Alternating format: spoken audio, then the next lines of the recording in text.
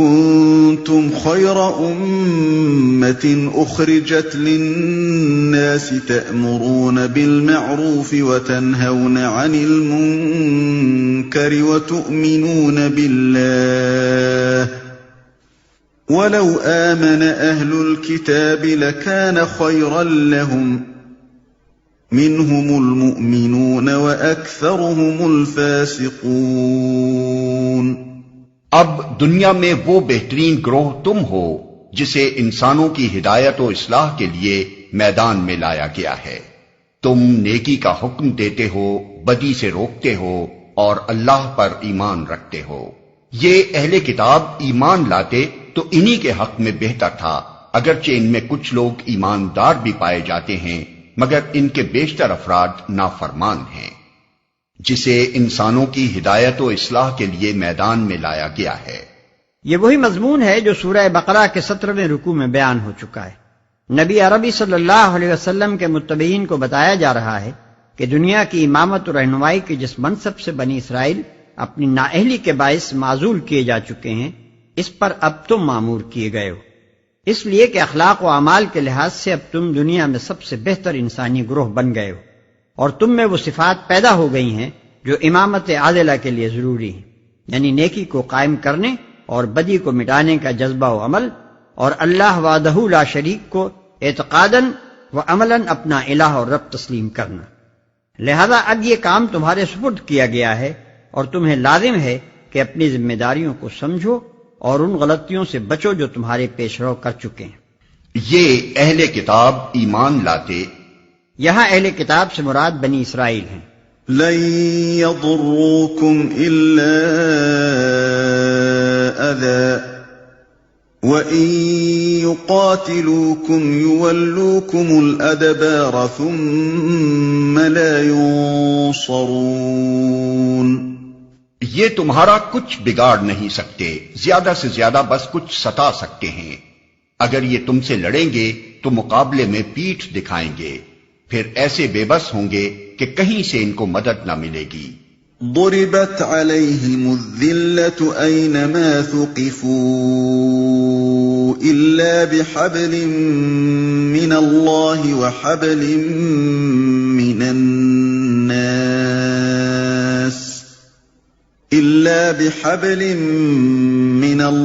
وحبل من الناس وباءوا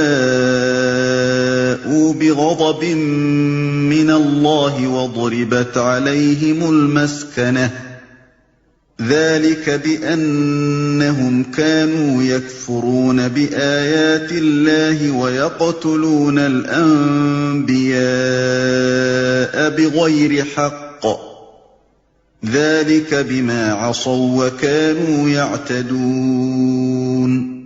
یہ جہاں بھی پائے گئے ان پر ذلت کی مار ہی پڑی، کہیں اللہ کے ذمے یا انسانوں کے ذمے میں پناہ مل گئی تو یہ اور بات ہے۔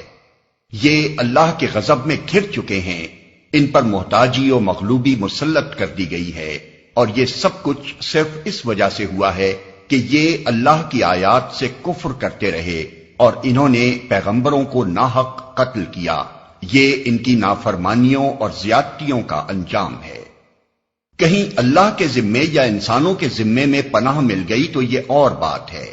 یعنی دنیا میں اگر کہیں ان کو تھوڑا بہت امن چین نصیب بھی ہوا ہے تو وہ ان کے اپنے بلبوتے پر قائم کیا ہوا امن و چین نہیں ہے، بلکہ دوسروں کی حمایت اور مہربانی کا نتیجہ ہے۔ کہیں کسی مسلم حکومت نے ان کو خدا کے نام پر امان دے دی اور کہیں کسی غیر مسلم حکومت نے اپنے طور پر انہیں اپنی حمایت میں لے لیا۔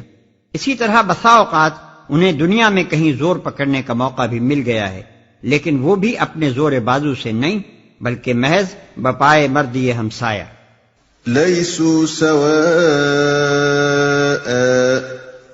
من اہل الكتاب امة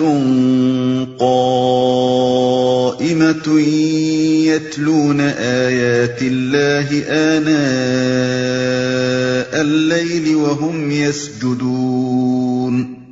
مگر سارے اہل کتاب یکساں نہیں ہیں، ان میں کچھ لوگ ایسے بھی ہیں جو راہ راست پر قائم ہیں، راتوں کو اللہ کی آیات پڑھتے ہیں اور اس کے آگے سجدہ ریز ہوتے ہیں۔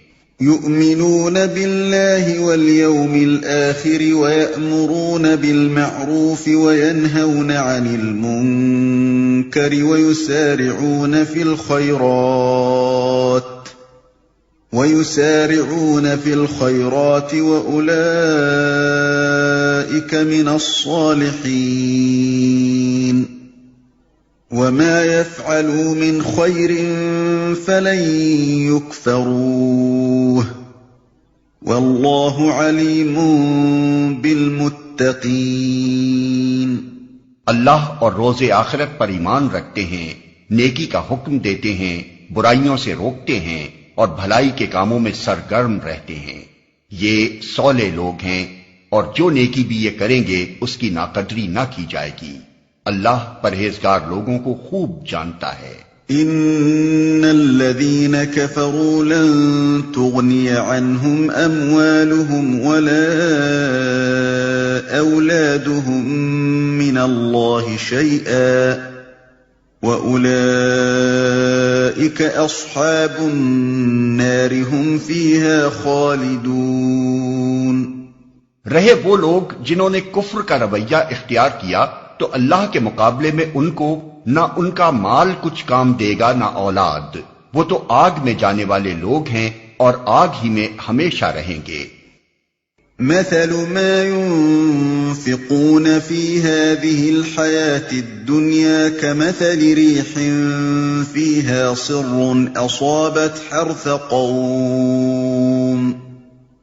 أصابت حرث قوم ظلموا أنفسهم فأهلكته وما ظلمهم الله ولكن أنفسهم يظلمون۔ جو کچھ وہ اپنی اس دنیا کی زندگی میں خرچ کر رہے ہیں اس کی مثال اس ہوا کی سی ہے جس میں پالا ہو اور وہ ان لوگوں کی کھیتی پر چلے جنہوں نے اپنے اوپر آپ ظلم کیا ہے اور اسے برباد کر کے رکھ دے۔ اللہ نے ان پر ظلم نہیں کیا، در حقیقت یہ خود اپنے اوپر ظلم کر رہے ہیں۔ اس کی مثال اس ہوا کی سی ہے جس میں پالا ہو اور وہ ان لوگوں کی کھیتی پر چلے جنہوں نے اپنے اوپر آپ ظلم کیا ہے اور اسے برباد کر کے رکھ دے۔ اس مثال میں کھیتی سے مراد یہ کشت حیات ہے جس کی فصل آدمی کو آخرت میں کاٹنی ہے۔ ہوا سے مراد وہ اوپری جذبہ خیر ہے جس کے بنا پر کفار رفاع عام کے کاموں اور خیرات وغیرہ میں دولت صرف کرتے ہیں، اور پالے سے مراد صحیح ایمان اور ضابطۂ خداوندی کی پیروی کا فقدان ہے جس کی وجہ سے ان کی پوری زندگی غلط ہو کر رہ گئی ہے۔ اللہ تعالیٰ اس تمثیل سے یہ بتانا چاہتا ہے کہ جس طرح ہوا کھیتیوں کی پرورش کے لیے مفید ہے، لیکن اگر اسی ہوا میں پالا ہو تو وہ کھیتی کو پرورش کرنے کے بجائے اسے تباہ کر ڈالتی ہے، اسی طرح خیرات بھی اگرچہ انسان کے مزرعہ آخرت کو پرورش کرنے والی چیز ہے، مگر جب اس کے اندر کفر کا زہر ملا ہوا ہو تو یہی خیرات مفید ہونے کے بجائے الٹی مہلک بن جاتی ہے۔ ظاہر ہے کہ انسان کا مالک اللہ ہے، اور اس مال کا مالک بھی اللہ ہی ہے جس میں انسان تصرف کر رہا ہے، اور یہ مملکت بھی اللہ ہی کی ہے جس کے اندر رہ کر انسان کام کر رہا ہے۔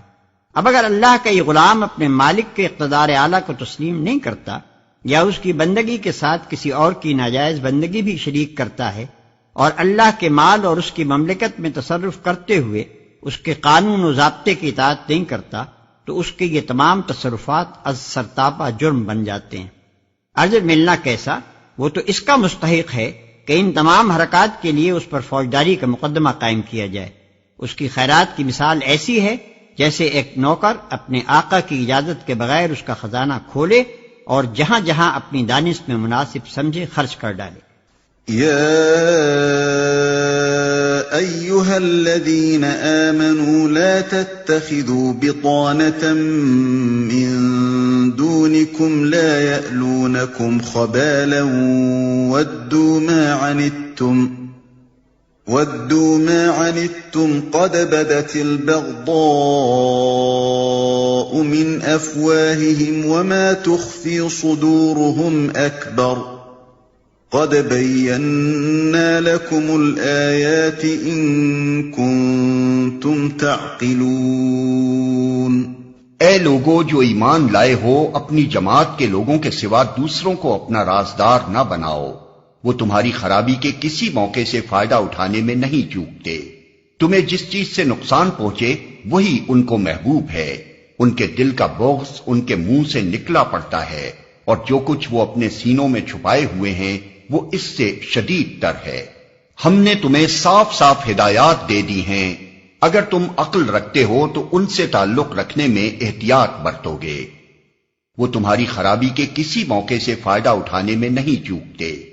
مدینے کے اطراف میں جو یہودی آباد تھے ان کے ساتھ اوس اور خزرج کے لوگوں کی قدیم زمانے سے دوستی چلی آتی تھی۔ انفرادی طور پر بھی ان قبیلوں کے افراد ان کے افراد سے دوستانہ تعلقات رکھتے تھے، اور قبائلی حیثیت سے بھی یہ اور وہ ایک دوسرے کے ہمسایہ اور حلیف تھے۔ جب اوس اور خزرج کے قبیلے مسلمان ہو گئے تو اس کے بعد بھی وہ یہودیوں کے ساتھ وہی پرانے تعلقات نبھاتے رہے، اور ان کے افراد اپنے سابق یہودی دوستوں سے اسی محبت و خلوص کے ساتھ ملتے رہے۔ لیکن یہودیوں کو نبی عربی صلی اللہ علیہ وسلم اور آپ کے مشن سے جو عداوت ہو گئی تھی، اس کی بنا پر وہ کسی ایسے شخص سے مخلصانہ محبت رکھنے کے لیے تیار نہ تھے جو اس نئی تحریک میں شامل ہو گیا ہو۔ انہوں نے انصار کے ساتھ ظاہر میں تو وہی تعلقات رکھے جو پہلے سے چلے آتے تھے، مگر دل میں وہ اب ان کے سخت دشمن ہو چکے تھے، اور اس ظاہری دوستی سے ناجائز فائدہ اٹھا کر ہر وقت اس کوشش میں لگے رہتے تھے کہ کسی طرح مسلمانوں کی جماعت میں اندرونی فتنہ و فساد برپا کر دیں اور ان کے جماعتی راز معلوم کر کے ان کے دشمنوں تک پہنچائیں۔ اللہ تعالی یہاں ان کی اسی منافقانہ روش سے مسلمانوں کو محتاط رہنے کی ہدایت فرما رہا ہے۔ ها أنتم أولئك تحبونهم ولا يحبونكم وتؤمنون بالكتاب كله وإذا لقوكم قالوا آمنا وإذا خلوا عضوا عليكم الأنامل من الغيظ قل موتوا بغيظكم إن الله عليم بذات الصدور۔ تم ان سے محبت رکھتے ہو مگر وہ تم سے محبت نہیں رکھتے، حالانکہ تم تمام کتب آسمانی کو مانتے ہو۔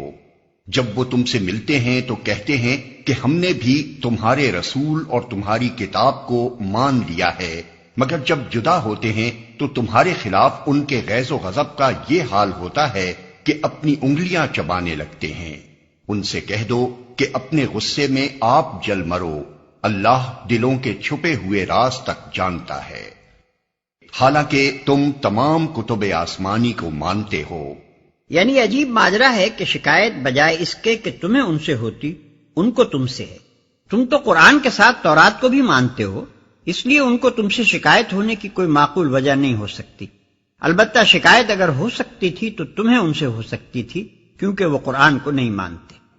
إن تمسسكم حسنة تسؤهم وإن تصبكم سيئة يفرحوا بها وإن تصبروا وتتقوا لا يضركم كيدهم شيئا إن الله بما يعملون محيط۔